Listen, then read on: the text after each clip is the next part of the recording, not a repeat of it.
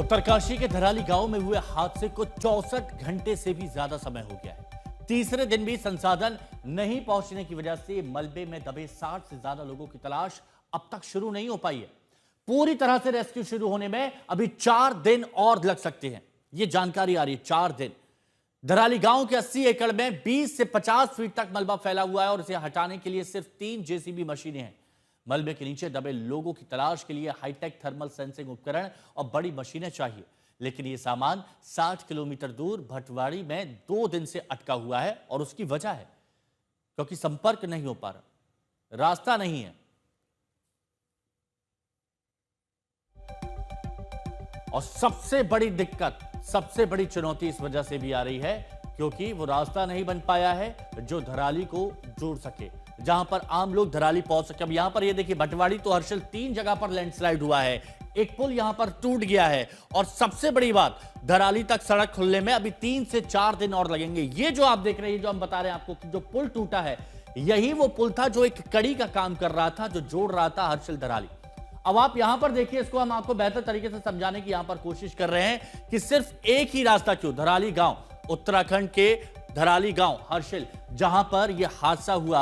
अब इस रास्ते से आप देखिए, उत्तरकाशी से एक ही सड़क यहां पर जाती है धराली हर्षिल गंगोत्री के लिए, ये एक ही सड़क है। अब इसी सड़क से अगर आप जाएंगे, बीच में अलग अलग 3 जगह पर लैंडस्लाइड है, पुल जो है वो पूरी तरह से तबाह हो गया है। तो बड़े बड़े जो सामान है, मशीन्स है, वो मशीन कैसे पहुंचेंगी, क्योंकि यही एक रास्ता है, ये एक रास्ता 3 किलोमीटर सड़क 4 जगहों पर 100 से 150 वाली जो जगह थी वहां पर वो पूरी तरह से बर्बाद हो गई है। ये आप समझिए, ये सबसे बड़ी समस्या यहां पर है और इसी समस्या की वजह से जो राहत का काम बहुत तेजी से होना था वो नहीं हो पा रहा है। अब ऐसे भी आप समझिए कि धराली में 60 घंटे बाद भी ये मजबूरी क्यों है। जेसीबी मशीनें सिर्फ 3 हैं, 80 एकड़ जगह, 20 से 50 फीट मलबा है और ये जो आप तस्वीरें देख रहे हैं ना, दूर दूर तक, जो हम आपको ड्रोन फुटेज यहां पर दिखा रहे हैं, उससे आप समझिए ये जो पूरा इलाका है ये 20 से 50 फीट ऊपर है, 20 से 50 फीट का मलबा है और इसके नीचे न जाने कितने घर हैं जो दबे होंगे। हो सकता है कि कुछ लोग भी हैं जो यहां पर दबे हों और मशीनें, जेसीबी मशीनें सिर्फ 3 हैं। तो 80 एकड़ में 20 से 50 फीट मलबा हटाने के लिए अगर सिर्फ 3 जेसीबी मशीनें होंगी तो आप समझिए कि कितनी परेशानी यहां पर आएगी, कितनी दिक्कतें यहां पर आएंगी और इन्हीं चुनौतियों से 2-4 होना पड़ रहा है रेस्क्यू टीम को। धराली के रास्ते में गंगनानी से हमारे सहयोगी आशुतोष मिश्रा की एक खास रिपोर्ट आपको दिखाते हैं ताकि आप वहां के हालातों को और बेहतर तरीके से समझ पाएं। जो लोग दिखाई पड़ पाए थे या जो कहीं पर नजर आए थे, हाँ, उन लोगों को निकाल लिया गया है। इवैक्यूएशन हो चुका है। लगभग 300 से 400 लोगों को, जो गंगोत्री के पास भी जो थे, जो श्रद्धालु फंसे थे, उन्हें निकाल लिया गया। हर्षिल में लाया गया। धराली में अगर जो लोग पाए गए थे उन्हें निकाला गया है।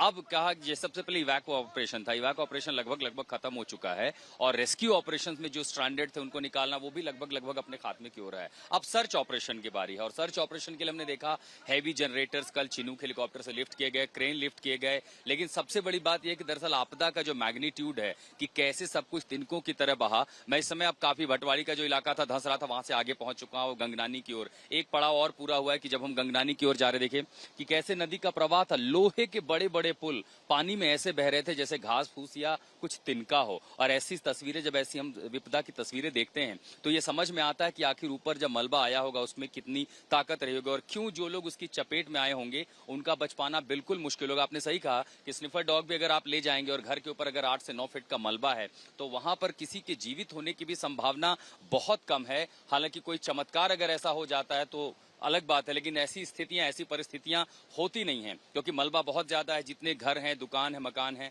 सब कुछ उस मलबे के नीचे दबे हुए हैं। तो आप बड़ी बड़ी अर्थ मूविंग मशीन वहां पर पहुंची हैं, धीरे धीरे वो रास्ता भी बनाएंगी। सबसे पहले प्राथमिक एरिया होगा कि जो डिफेंस का एरिया, जो वहां पर आर्मी का कमांड है, उसको वहां साफ किया जाए, वहां क्लीन किया जाए। फिर आगे आगे बढ़े क्योंकि हर्षिल और धराली के बीच की जो दूरी है वो लगभग 2 से 4 किलोमीटर की है। तो उस पूरे रास्ते को ट्रैक बनाना, इतना ही नहीं, जहां गंगवानी पर मैं हूं, दरअसल मुझे यहां इसलिए रुकना पड़ा क्योंकि आगे जाकर के कम्युनिकेशन नहीं है। है। तो उसके साथ आपको कम्युनिकेशन, बिजली की लाइन रिस्टोर करनी है। गंगवानी का जो पुल था वो इस समय आर्मी काम कर रही है। कोशिश करेंगे हम थोड़ी देर बाद वहां से आपको एक रिपोर्ट दिखा सके कि कैसे मिशन मोड पर उस रास्ते को मजबूत किया जा रहा है। फिर 3 किलोमीटर आगे एक पूरा हाईवे बह गया है। संभवतः आज शाम ऐसी तस्वीर हो सकती है कि हम सब और तमाम जो मशीनरी है वो सड़क के रास्ते हर्षिल या धराली कम से कम पहुंच जाए।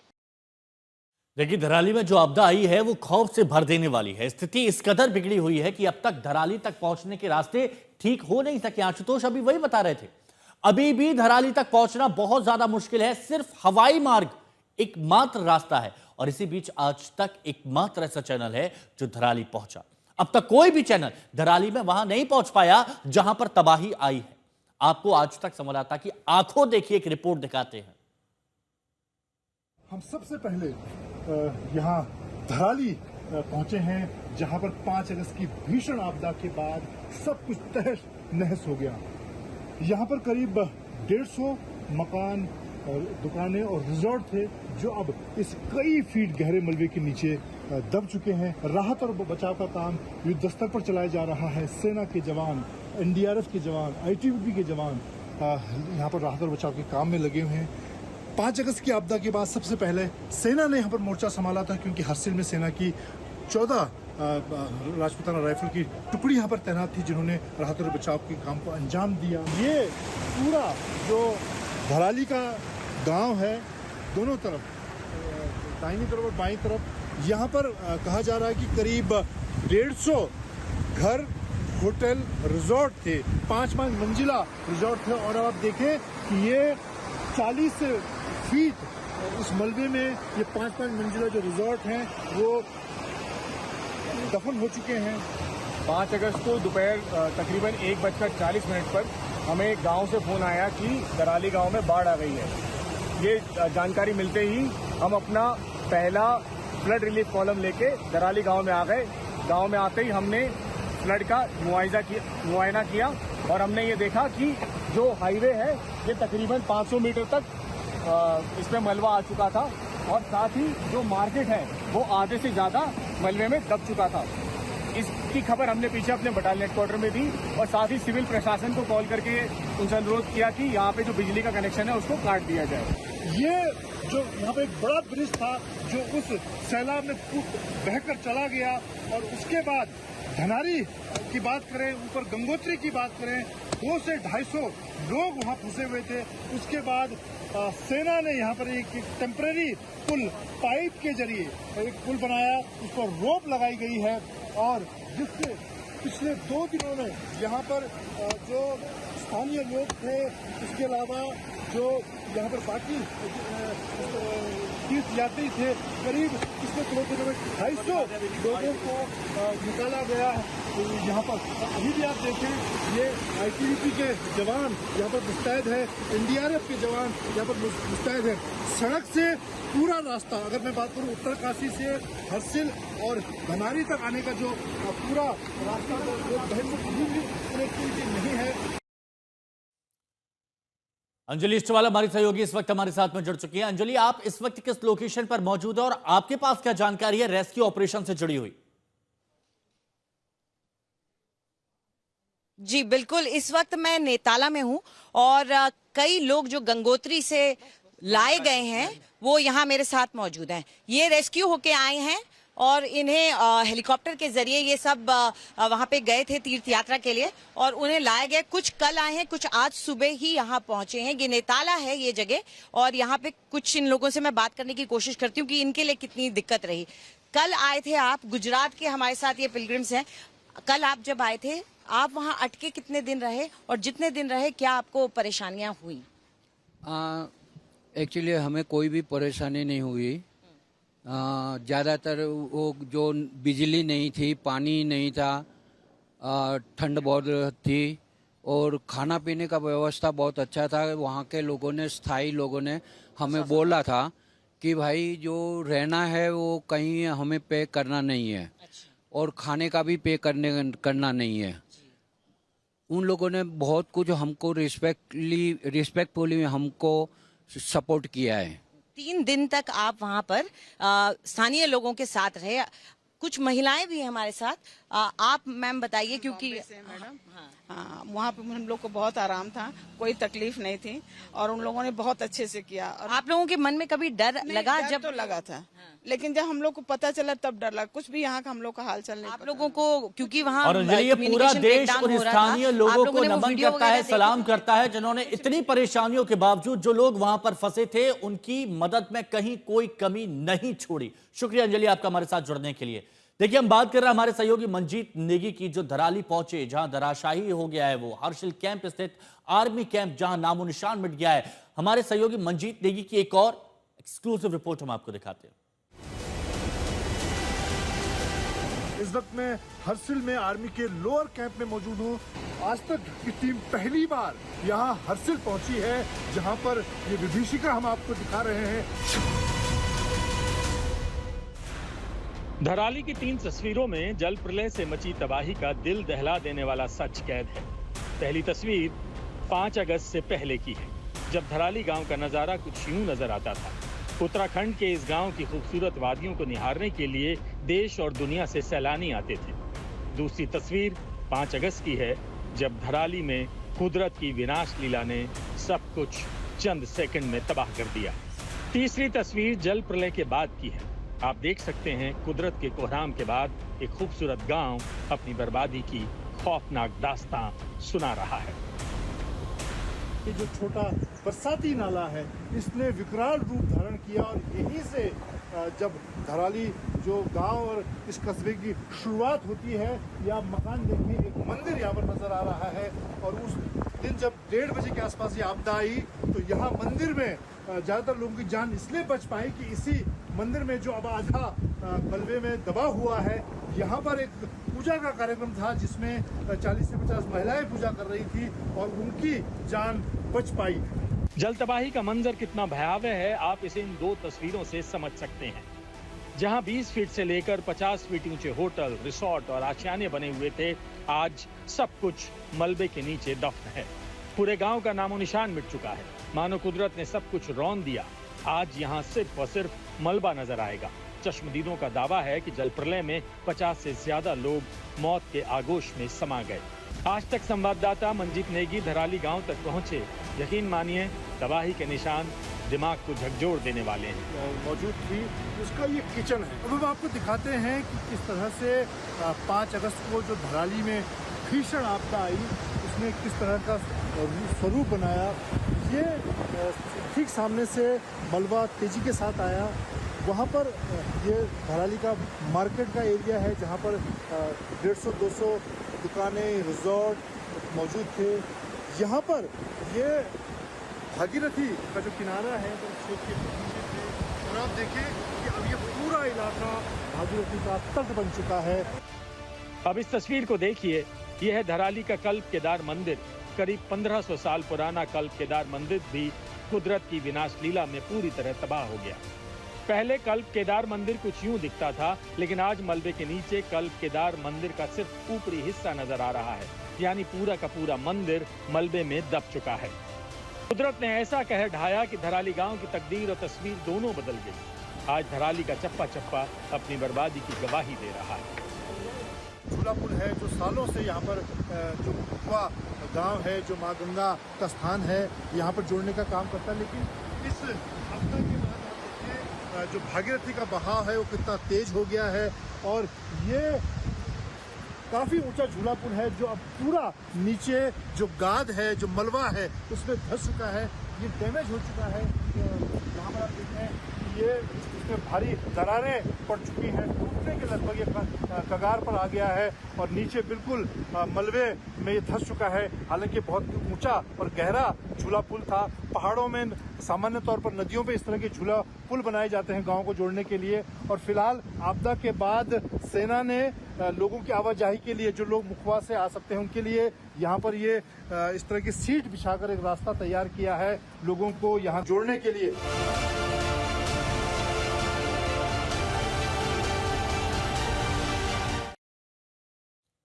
जिस हर्षिल को भारत का स्विट्जरलैंड कहा जाता है, जहां फिल्म राम तेरी गंगा मैली की शूटिंग हुई, फिल्म का सबसे सुपरहिट गाना हुस्न पहाड़ों का यहां फिल्माया गया। हर्षिल के बारे में कहा जाता है कि प्रकृति ने इसे फुर्सत से संवारा है और आज उसी हर्षिल घाटी में कुदरत कयामत बनकर बरसी। पहले धराली में बादल फटता है, सैलाब आता है और तबाही मचाता हुआ आगे बढ़ता है और ये विनाशकारी प्रलय खीर गंगा नदी से होते हुए भागीरथी में आता है। फिर भागीरथी नदी हर्षिल में अपनी विनाश लीला दिखाती है और हर्षिल घाटी, जहां भारतीय सेना का महत्वपूर्ण कैंप है, भारत चीन सीमा के बेहद करीब हर्षिल के इस सेना कैंप की कहानी 1962 की भारत चीन की जंग से भी जुड़ी है। लेकिन कुदरत यहां ऐसा प्रलय लेकर आई कि अब सिर्फ और सिर्फ तबाही के निशान है। और अब आज तक के रिपोर्टर मंजीत नेगी हर्षिल पहुंचे हैं तबाही की एक एक तस्वीर आप तक पहुंचाने के लिए।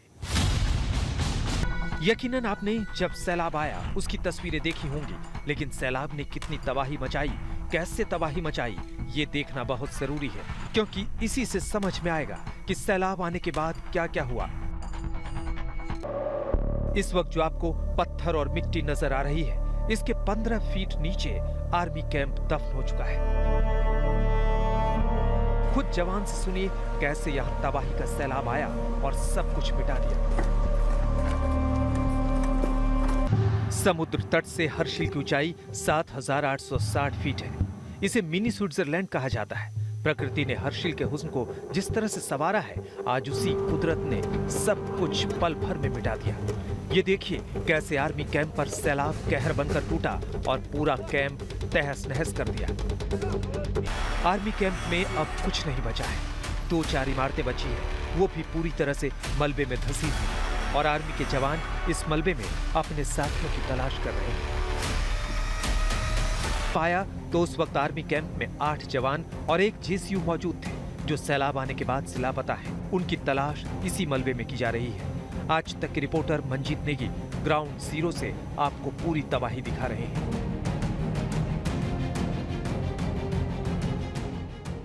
यहाँ पर जो आर्मी मेस मौजूद थी उसका ये किचन है और ये इसकी हाइट अगर देखें तो ये 12 फीट ऊंची किचन थी और अब इसकी हाइट आप देखें ये मलबे में पूरी तरह से दब चुकी है।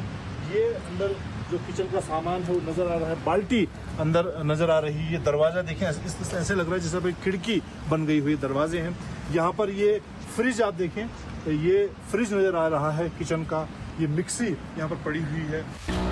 आज तक ने जब आर्मी के जवान से इस तबाही के बारे में पूछा तो उन्होंने जो बताया वो सुनकर भी रोंगटे खड़े हो जाते हैं। कैसे लोग सैलाब में धराली से बहते हुए आ रहे थे, कैसे उन्होंने लोगों को बचाने की कोशिश की और कैसे उनके साथी भी देखते ही देखते सैलाब में गायब हो गए।